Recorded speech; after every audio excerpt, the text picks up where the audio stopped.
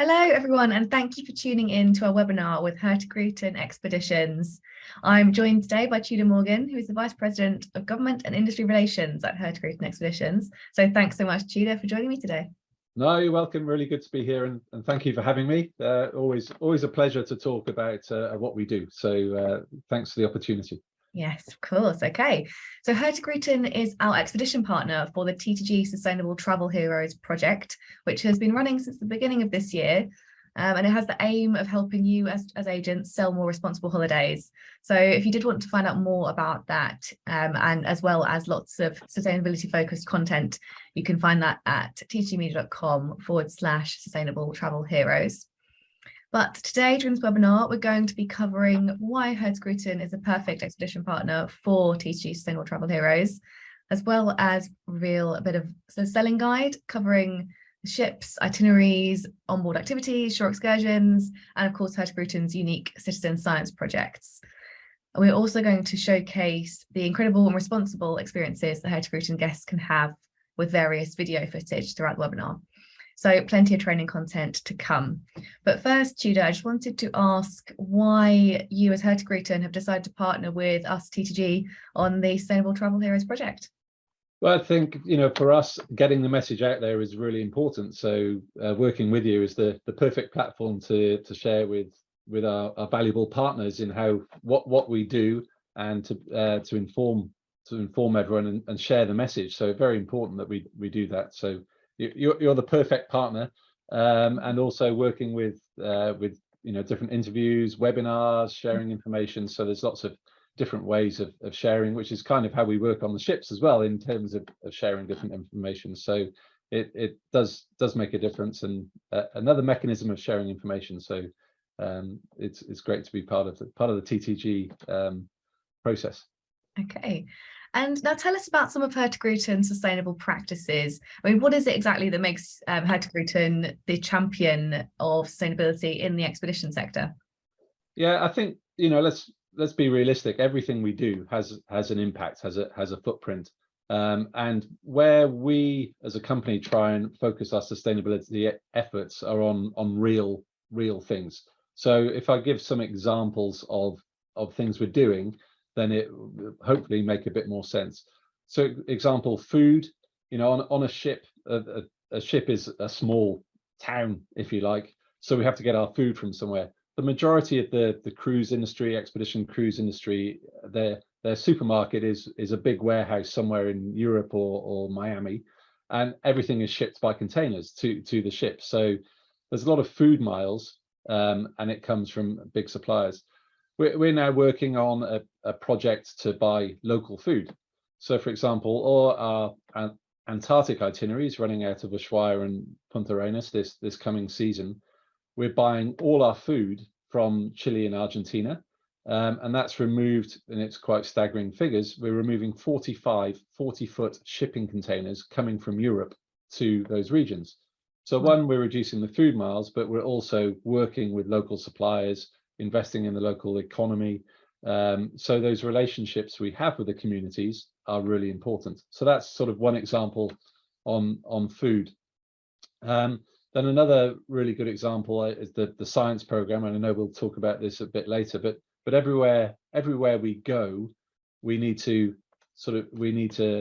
want to just take people on a holiday. We want them to understand the environment they're in, what makes it work. So we have science programs to really have in-depth immersion in those areas, and we'll talk about that a bit later. In terms of technology and ships and hardware, a ship is a big heavy object that has to move through the water, and you have to power it somehow. And we're looking at our fleet. The MS Fridtjof Nansen won the greenest ship of the year last year, so we're very proud of that.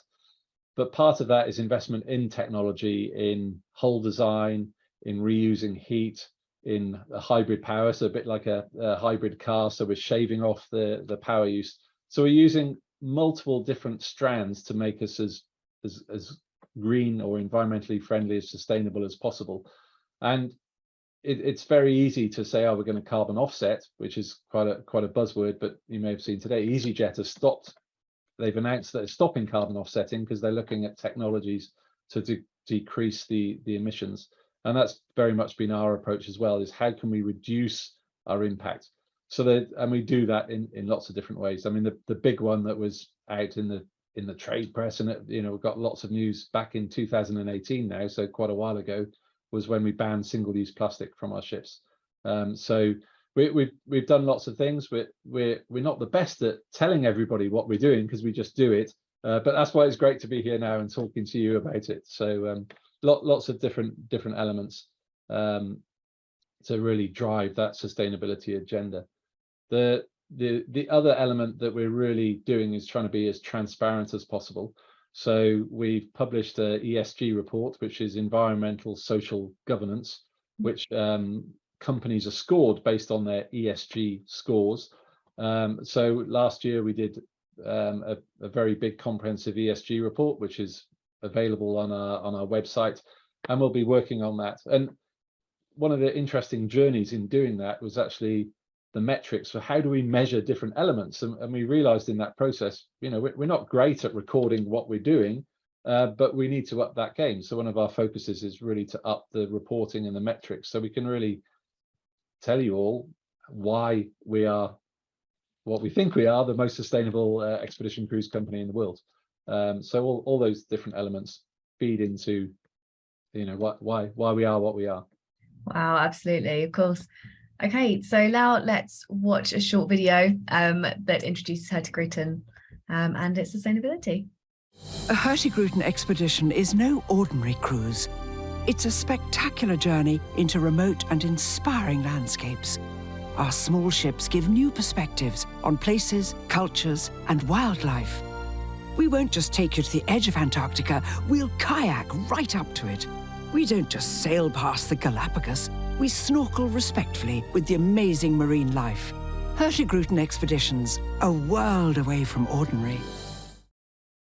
So Tudor, tell us about the Hurtigruten ships. How many are there? What's their capacity? And what are their unique selling points for agents that might not be that familiar with the fleet? Okay, yeah, so we've currently got 7 ships in our fleet, and the smallest has just under 100 passengers, which is Santa Cruz 2, which runs in the Galapagos Islands, and it's a Galapagos specific ship, so it stays there year round. The other end of the spectrum, we've got 4 500 passenger ships, which operate worldwide. If I start at the high end, and we'll work backwards, but the 2 newest ships I've already mentioned, Fridtjof Nansen, sister ship Roald Amundsen. They're our new hybrid ships. They're built to operate in the polar regions. There's very clue in the name of the ships. So they're purpose built. They're very relaxed style on board, but built as expedition platforms to deliver great experiences in the places we go. We've got the 2 other 500 passenger ships, MS Maud and MS Otto Sverdrup. They operate generally in Europe. MS Maud operates from the UK home base, but also will be doing some trips from Reykjavik. She's a slightly older ship, but has been refurbished 5 or 6 years ago to operate in expedition style. And again, Otto Sverdrup operates from Hamburg and does lots of trips up on the Norwegian coast, as does MS Maud. Otto Sverdrup was refitted and also it has hybrid technology, so it has the same sort of the same energy usage signature as Nansen and Amundsen. So there are four big ships, and then the pioneer of our expedition fleet is MS Fram, which was again purpose-built expedition ship. Is now almost 10 years old now, or no, maybe a little bit more. And she operates in the polar regions, takes up to about 220 passengers. Again, purpose-built expedition ship. And then an aptly named ship, MS Spitsbergen, again takes about 150 people, operates in the Arctic summer in Svalbard, Spitsbergen Navigations, and then in the northern winter operates in West Africa and in warmer climes. So we have quite a variety from the 500 down to 100. They're all pretty, intimate, relaxed style on boards. Similar, all the ships are the same color, so same theme, and the style on board is the same. So there is definitely a Hurtigruten Expeditions style. Yes, good branding. Okay, so we've got a video now that's going to showcase Fridtjof Nansen and Roald Amundsen, specifically looking at their green credentials. So let's take a look at that. Hi, I'm Tudor Morgan. And I'm Judith Heinrich. We are expedition leaders for Hurtigruten. Today we are going to talk about the green technology we are using on our newest expedition ships, MS Fridtjof Nansen and MS Roald Amundsen. This is pretty geeky stuff, people. I can start by saying MS Fridtjof Nansen is the second hybrid-powered expedition ship in our fleet. We launched her in February 2020. Her sister ship is called MS Roald Amundsen, and they are almost exactly alike. So what you'll see here in this movie also applies for MS Roald Amundsen. We have named these great ships after two of Norway's most famous explorers and polar heroes. Roald Amundsen was the first to sail through the fabled Northwest Passage, and then he was first to reach the geographical South Pole. Fridtjof Nansen was also a great explorer, a diplomat, and a professor in oceanology. He even won the Nobel Peace Prize for his humanitarian work. That was short the background of the names. Right now, I'm standing next to the infinity pool on MS Fridtjof Nansen. This is actually heated by the heat recovery system from the ship's engines. Would you like to explain a bit, Tudor? Yes, central to MS Fridtjof Nansen's and Roald Amundsen's sustainable design is an efficient heat recovery system, which redirects excess heat produced from the engines for use throughout the ship. This prevents the heat from being wasted or just dumped into the sea. The galleys of the onboard restaurants, the pool, hot tubs, ventilation and central heating, freshwater evaporators, and even the shower in your cabin all benefit from this recovered heat. And just to explain a bit about our hybrid engines, this means we are using a hybrid diesel-electric system to power the ship, instead of relying on diesel generators and on greater fuel consumption, which in turn produces more pollutants. We have the option to switch to the clean battery system as the spinning reserve. Our hybrid ships can also operate on just battery power alone for limited periods of time, meaning no diesel engines on, no fuel usage, and zero emissions. As the technology improves, we hope to be able to extend the duration of this all-electric mode in the not-too-distant future. This green mode is a very desirable function when docked at ports, and not least when we're exploring environmentally sensitive areas. So there you have it, ships filled with green innovation and technical solutions, loads of comfort, great food, super interesting science program, and exploring some of the most pristine and interesting places in the world. Would you like to know more about how the experience on board is? Then take a look at our movie called On Board Our Newest Expedition Ships. You can learn more about our sustainability measurements by seeing the movie Hurtigruten and Sustainability.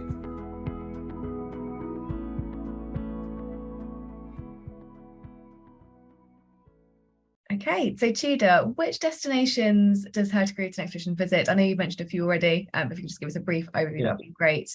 And what would a typical Hurtigruten Expeditions itinerary look like?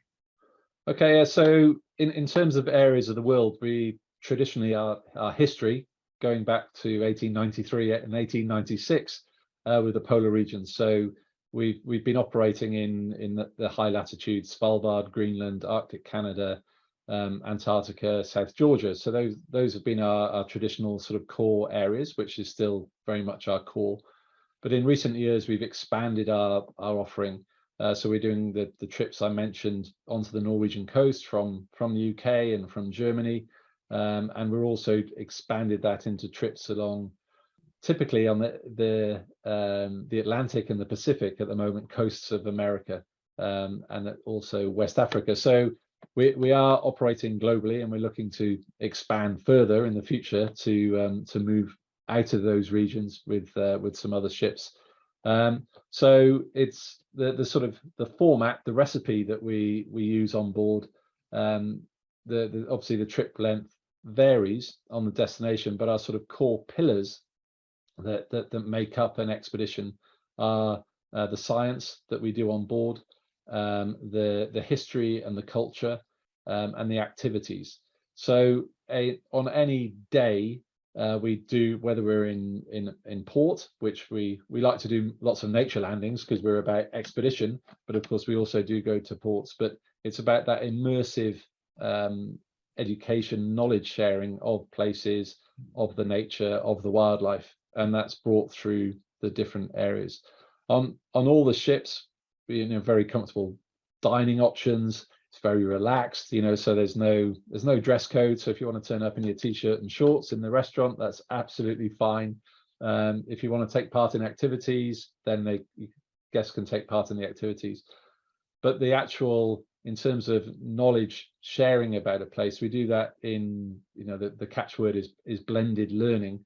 We do that in ways of the traditional lecture, the talking face to face, like we're doing now, except through the internet world.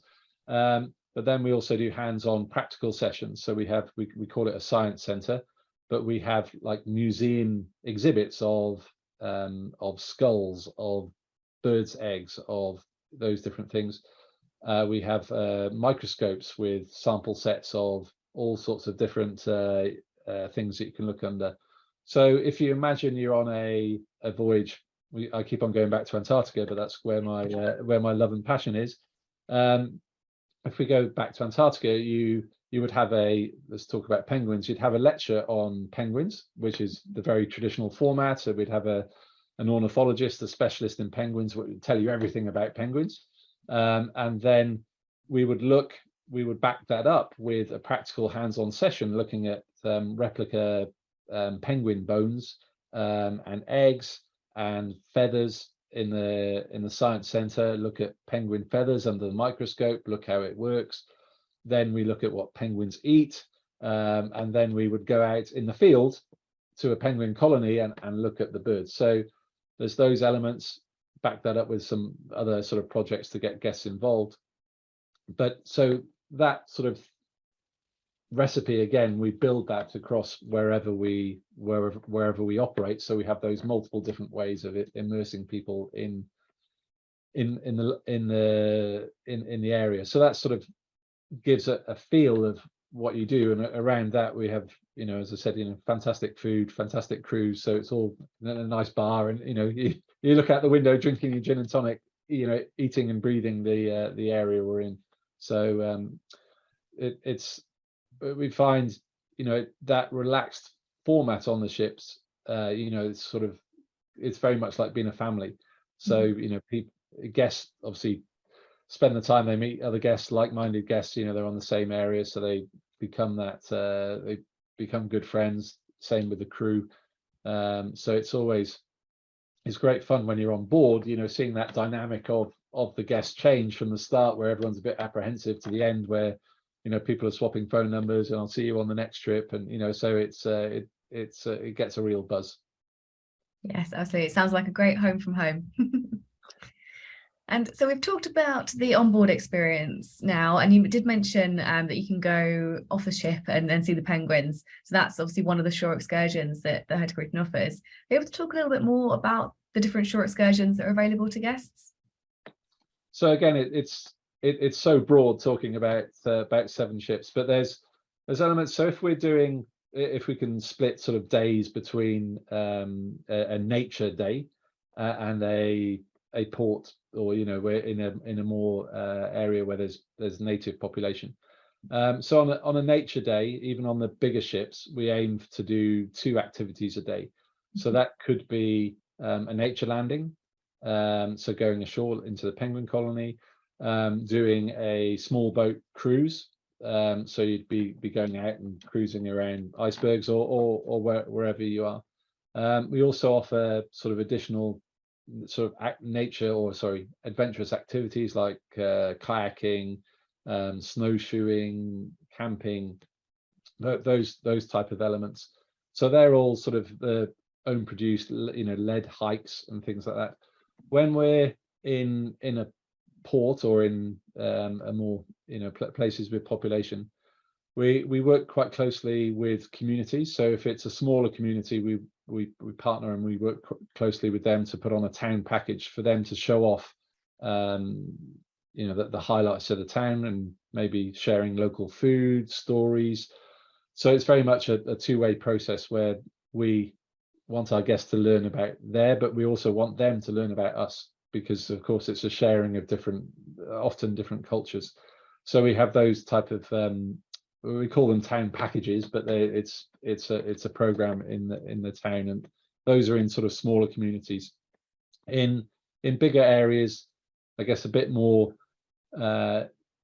similar to traditional cruise, where we do have excursions that we use local third-party suppliers again that we work with, and we tailor the excursions to the sort of program, that the theme of the voyage. So we try and sort of tie it together, the whole voyage theme. So the mix is far and wide, but even if we go to a port, if we go to somewhere bigger, say like Lisbon, we will have one sort of included excursion activity that everybody can do for free, and then the other third-party excursions are, you know, are obviously optional, and people can choose to take those as they see fit. Yeah. Okay, great. And I want to hear a little bit more about the citizen science projects. I mean, obviously they're a huge, unique selling point for Hurtigruten. But can you tell us what the guest experience is of these citizen science projects, and how they exactly help promote and support sustainability? Yeah. So no, brilliant. The science program is really important to us, and citizen science is a part of it. And getting, you know, again, you know, go back to school, which is quite a long time for me, but you know, when you have a science lesson and you have a teacher droning on at the front, you don't take much in, but being hands-on, you really understand and take different, you to have a different perspective on whatever it may be. So on virtually all our sailings, we run different programs that the guests directly involved with, and they are the observers and the scientists. And a lot of science is based on data, so part of it is collecting data, but it's also understanding why you're collecting the data and being able to do that. So some very simple projects. Is a project run by NASA, which is a cloud observer program. That type of project and hands-on project sort of goes further afield to some maybe more specialist things. And there's not many people looking at the oceans. So by doing seabird census data, recording birds, again, logging those is a really important part. So then very hands-on things, what's living in the water in terms of algal blooms. We do that with our guests. When we're doing nature landings or small boat cruising, we also run a science boat. So we take guests out and they can do this type of measurement. We drop other instruments into the sea. So guests can get sort of really, if they want to, they can get really hands-on and involved. So it's a bit like being back at school and getting well, certainly for me, it's getting the brain cells working again. We back that up with, of course, our own lecture program and knowledge sharing. But on every voyage, we've put aside what we call a revenue cabin, a cabin that we would sell to our guests. We've put it aside for a guest scientist. So we have a scientist on board that are doing their own data collection. And of course, many areas we go to are hard to get to, or for a scientist to get to is really expensive. So having a cabin, having that they can do their work. So we have some quite exciting programs. Some are monitoring, some are quite active in terms of looking at genetics of whales, all those type of things. But with the guests get first-hand access to that scientist. That immersive nature in the science really brings it through, and it's part of that nature of us giving back, and that sort of being sustainable in what we do. You know, we're adding value to the areas we sail. Yeah, it sounds so interesting. I love that there are so many opportunities to learn with Hurtigruten. But I just have a couple of final questions for you, Tudor. I just wanted to ask how Hurtigruten is supporting agents in the UK and Ireland right now. I mean, when I say supporting, I'm talking about booking incentives, competitions, training opportunities, rewards, that kind of thing. Yes, are you offering anything like that at the moment? I'm not the best person at doing this because I don't work directly in sales, as you probably realised. But I know we do have we have a pretty comprehensive business to business portal where we share lots of information and insights to agents. So we encourage all of you to go and dig into that. We do in that we also have, you know, say courses and modules on things like sustainability, our unique selling points, or things that can aid you to be able to have more understanding of what we do, which helps you sell our trips. We also, with that, run regular webinars. I know this is one through with you with TTG, and of course we've got the team in the office that are there to help. And of course you can discuss competitions, money, but that's certainly not my department. But we aim to be there and assist whenever we can. Okay, great, thank you. Great, so agents would learn more about Hurtigruten at the agent portal. That's fantastic.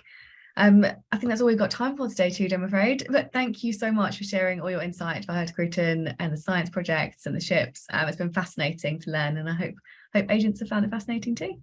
No, you're more than welcome. Thank you very much, and thanks for listening. Thanks, Maddie. And for all of our watchers, don't forget to visit ttgmedia.com/sustainable travel heroes.